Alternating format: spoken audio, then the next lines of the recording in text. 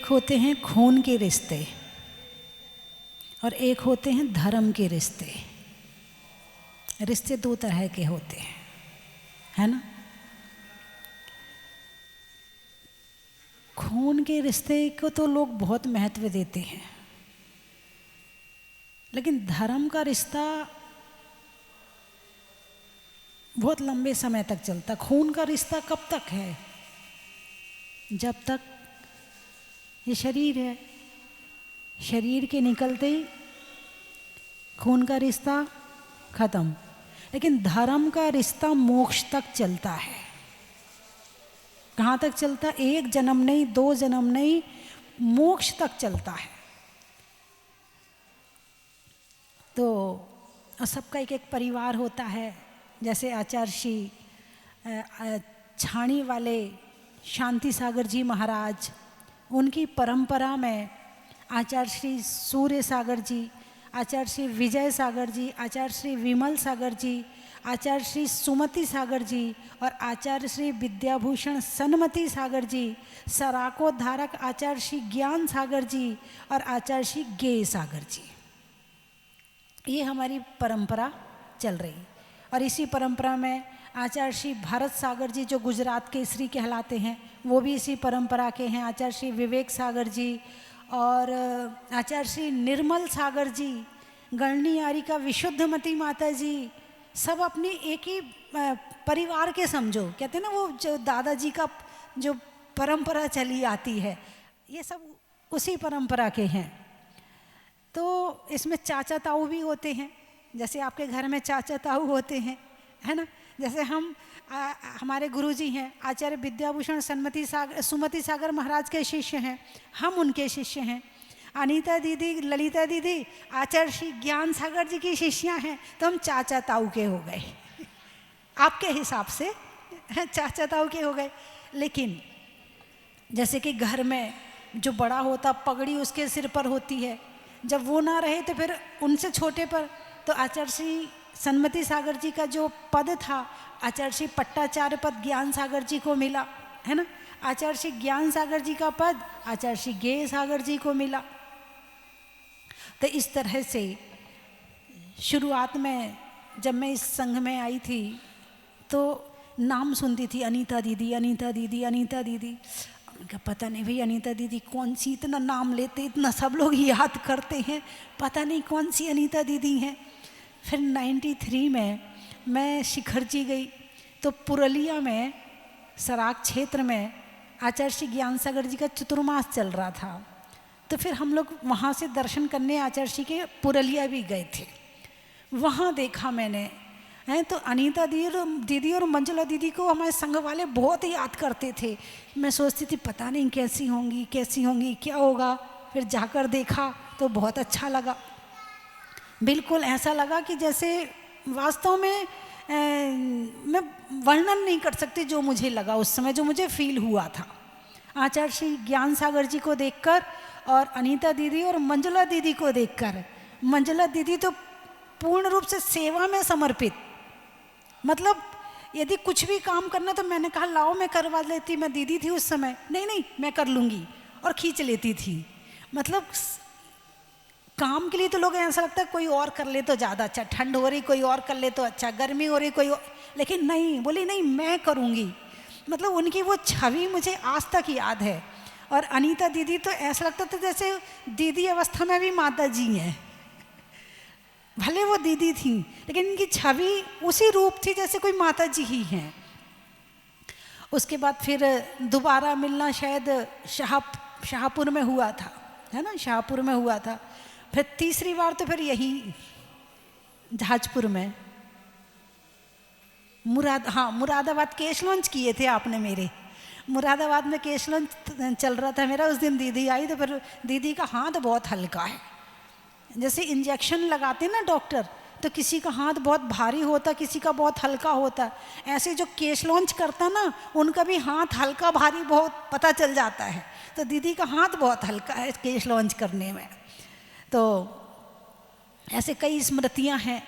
और ललिता दीदी तो यही मिली, तो मुझे पंचकल्याणक में मिली पहली बारी, है ना। और जब आई तो बड़ी छोटी सी सुंदर सी दीदी लगी। मैंने कहा ये तो बड़ी अच्छी सी दीदी है। जब इनने भजन गाया, अरे तो बहुत अच्छा गाती भी हैं, ये तो सब कुछ बहुत अच्छा करती हैं। फिर उसके बाद केश लॉन्च का चल रहा था, तो केश लॉन्च थोड़े से हुए थे और बाकी फिर मेरे कमरे में आई, बोले दीदी माता जी आप कर दो। फिर इनका धैर्य उस दिन देखा मैंने, सहनशीलता। इंसान के अंदर यदि सहनशीलता है तो वो किसी भी चीज़ की उत्कृष्टता को प्राप्त कर सकता है, और यदि उसके अंदर सहनशीलता नहीं है तो कहीं भी नहीं, वो कहीं भी फिसल जाएगा, कहीं भी गिर जाएगा। उस दिन मैंने आपकी सहनशीलता देखी। 4 घंटे लगे थे। सुबह 8 बजे मेरे पास आई थी और 12 बज गए थे केस लॉन्च करने में, 12 सवा 12, और बड़े धैर्य के साथ में। और मैंने भी बड़े प्यार से अपनी गोद में सिर रखा और धीरे धीरे धीरे धीरे, भाई बड़ी कोमल सी दीदी लग रही है, धीरे धीरे करूं, और वैसे ही मैं धीरे धीरे करती हूँ। तो फिर मैंने इनके केस लॉन्च किए बड़े धैर्य के साथ में, मतलब दृढ़ता, इसको कहते हैं दृढ़ता। मुझे तो केस लॉन्च करवाना है, ये मन में उत्कृष्ट भाव थे इनके। और ऐसे उत्कृष्ट जब भाव होते हैं तो ऐसे जीव ही दीक्षा लेने में आगे हो पाते हैं। और उसके बाद 3 बार केस लॉन्च और कर लिए, यानी साधना पूरी चल रही है। तो इस तरह से अनीता दीदी ने भी केस लॉन्च तो पहले 4 बार कर चुकी हैं, अब दीक्षा के समय अब होगा, है ना। तो अनीता दीदी, भले स्वास्थ्य थोड़ा नरम रहता है आपका, पाँव में भी आपके तकलीफ़ है, फिर भी आपने दीक्षा लेने की हिम्मत करी, ये बहुत बड़ी बात है, बहुत बड़ी बात है। मतलब आदमी एक आसन भी करना हो तो बहाना बना के छोड़ देता है, एक उपवास करना हो तो बहाना बना के छोड़ देता है, सर्दी पड़ रही हो प्रवचन में जाना हो तो सर्दी का बहाना बना लेता है।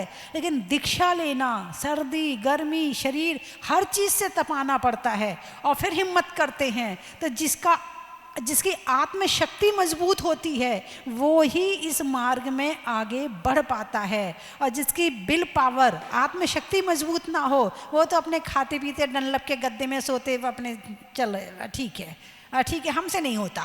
उनके पास एक ही शब्द होता, हमसे नहीं होता। हो सबसे सकता है, बस ये विचार करो, सबसे हो सकता। मैं तो अपनी बताऊं, मेरे दीक्षा लेने के बिल्कुल भाव नहीं थे। क्यों नहीं थे? क्योंकि शरीर बहुत कमज़ोर था। यदि अष्टमी को एकासन करती थी, चतुर्दशी को, तो दूसरे दिन सृष्टि भूषण माता जी से कहती थी, माता जी पास में जाना। मैं उनको आहार देने जाती थी, उनसे कहती थी पास में जाना, मेरे से चला नहीं जाएगा। ऐसा शरीर था, बिल्कुल कमज़ोर था। फिर माता जी ने कहा दीक्षा ले लो। मैंने कहा देखो मेरे से नहीं हो पाएगा। 1 बार कहा, 2 बार कहा, 3 बार कहा।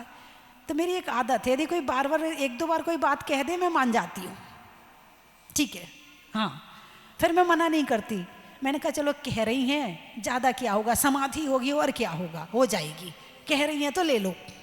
और उनके कहने पर मैंने दीक्षा ली। उसके बाद मुझे इतना अच्छा लगा, इतना अच्छा लगा। उनका उपकार है कि उन्होंने मुझसे कहा, और नहीं कहती तो शायद मैं अपने जीवन में कभी दीक्षा नहीं ले पाती। यदि प्रेरणा भी बहुत बड़ी चीज़ होती है। यदि आपका खुद भाव नहीं कर रहा है धर्म करने का और कोई कह रहा है तो कर लो, पता नहीं वो किस वजह से कह रहा और हमारा कौन सा अच्छा काम होने वाला है, ये सोचकर उनकी कही हुई बात को पूरा कर देना चाहिए। तो इस तरह से तो हमारे गुरुजी के समय अनीता दीदी, और वो पहली पीढ़ी थी, अनीता दीदी और सुनीता शास्त्री, कमलेश दीदी और कांति दीदी और हर कुंवर दीदी, हाँ, लक्ष्मी भूषण जी और रेखा दीदी, शशि दीदी, ये पहली पीढ़ी थी हमारे गुरुजी के शिष्यों में। फिर दूसरी पीढ़ी हमारी आई, फिर मैं, अनुभूति भूषण मनीषा दीदी हैं, और दृष्टि भूषण जी, क्या नाम था उनका, ममता दीदी, ऐसे ही फिर ये दूसरी पीढ़ी आई। उसके बाद फिर तीसरी पीढ़ी आई, ललिता, प्रियंका, नेहा और रिम्पी, गुड़िया दीदी, ये गुंजा दीदी, ये तीसरी पीढ़ी आई है। तो इस पीढ़ी में जो पहली दीक्षा हुई थी वो नेहा दीदी की हुई थी। सृष्टि भूषण माता जी के साथ में आज जो हैं, पहली दीक्षा उनकी हुई, उसके बाद दूसरी दीक्षा फिर गुड़िया दीदी की हुई, फिर तीसरी दीक्षा गुंजात की हुई, चौथी दीक्षा अब ये हो रही है। अब इसके बाद इनकी भी शिष्याएं बनेंगी आगे, जब इनकी शिष्याएं आगे बनेंगी फिर उनकी दीक्षाएं होंगी, ऐसी पीढ़ियां बढ़ती चली जाएंगी और ये धर्म एक के साथ दूसरे के अंदर जाता जाएगा। और जो करेगा उसे तो मिल ही रहा है साथ ही प्रेरणा का। तो मैं ये जरूर कहूँगी अनीता दीदी और गुड़िया दीदी से कम 11 शिष्याएं तो बनानी है आपको। यदि एक गेहूं बीज बोया जाए जमीन में तो कम से कम 20 बीज निकलते हैं, और आपने दीक्षा ली है तो एक एक जनों की 20-20 शिष्याएं तो होनी चाहिए। अरे बोलिए ना, बिल्कुल। और 20 से ज़्यादा हो जाए तो और अच्छी बात है। ये मत सोचना नहीं, आगे बढ़ाना, जितना हम बढ़ाएंगे उतना धर्म बढ़ेगा। हमें धर्म को आगे चलाना, कैसे चलेगा? ऐसे चलेगा। कभी ब्रेक कोई आ रहा हो तो ब्रेक मत लगाना, उसको गले लगाना कि आजा, हम तेरे धर्म का पालन करवाएंगे, हम तुझे सिखाएंगे कैसे धर्म होता है, तुम आओ, हम तुम्हारे साथ हैं। और यूं करके जितना संग बढ़ा सको उतना संग बड़ा बनाना। मैं तो नहीं बना पाई क्योंकि मैं नरम ज़्यादा हूँ। इतनी नरम हूँ कि शिष्यों से कुछ कहती नहीं हूँ। जब कुछ नहीं कहती हूँ तो मामला गड़बड़ हो जाता है। इसलिए मैं अपनी परम तो ज़्यादा नहीं बढ़ा पाई, लेकिन हाँ, भक्त बात मानते हैं तो क्षेत्र जरूर बन गए। भक्त बात मानते हैं तो क्षेत्र जरूर बन गए, है ना। तो हालांकि हमारे संघ में ऐसा नहीं है कि मैं डांटूँ ना तो हमारे संघ वाले बात नहीं मानते, नहीं, बहुत बात मानते, सब बात मानते हैं। मतलब मुझे कहना भी नहीं पड़ता है, उसके पहले मान जाते हैं और वैसे ही चलते हैं। ये बात मुझे बड़ी अच्छी लगती है कि मुझे कहना भी नहीं पड़ता है कि सामायिक करो, कि तुम पूजा करो, कि तुमने स्वाद, नहीं, बस मैंने कह दिया 2:30 बजे आना है तो मुझे सब 2:30 बजे मिल जाते हैं। ये बहुत अच्छी बात है। हालांकि मैं ही थोड़ी पीछे हटती हूँ क्योंकि संभालने में पूरी एनर्जी लगानी पड़ती है। तो आपके पास एनर्जी है इस समय, आप उसे जरूर खर्च करना। अपने साथ साथ धर्मात्माओं को जन्म देना भी धर्मात्मा का काम है, तभी वात्सल्य अंग का पालन होगा। इसके बिना वात्सल्य अंग का पालन नहीं हो सकता है। और हमारी मंजुला दीदी शिखर जी में दीक्षा ले लेती तो और अच्छा, पहले वहाँ का राग क्षेत्र का पंचकल्याणक करा देती या वहाँ जाके करवा देती तो और अच्छा लगता। लेकिन अब जो समय, जिस समय जो होना है वैसे निमित्त, वैसे भाव बन जाते, द्रव्य क्षेत्र काल भाव सब वैसा ही मिल जाता है। कोई बात नहीं, 20 जनवरी भी कहीं वो बात नहीं, 24 जनवरी की मेरी दीक्षा है, 20 की आपकी हो जाएगी।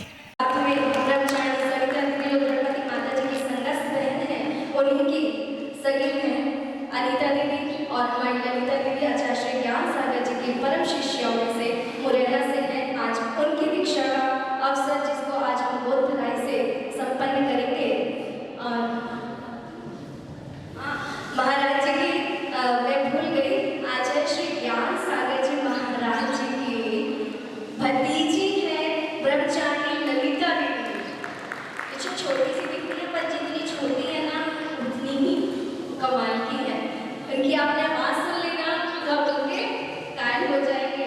इतना अच्छी मधुर वाणी है इनकी, और आचार्य श्री के पूरे पूर्व के संस्कार की है। पूरा घर धर्म से ही जुड़ा हुआ है, घर से सब लोग मुनि अवस्था में, आयिका अवस्था में निकले हुए हैं। तो ये दिन तो आज आना ही था।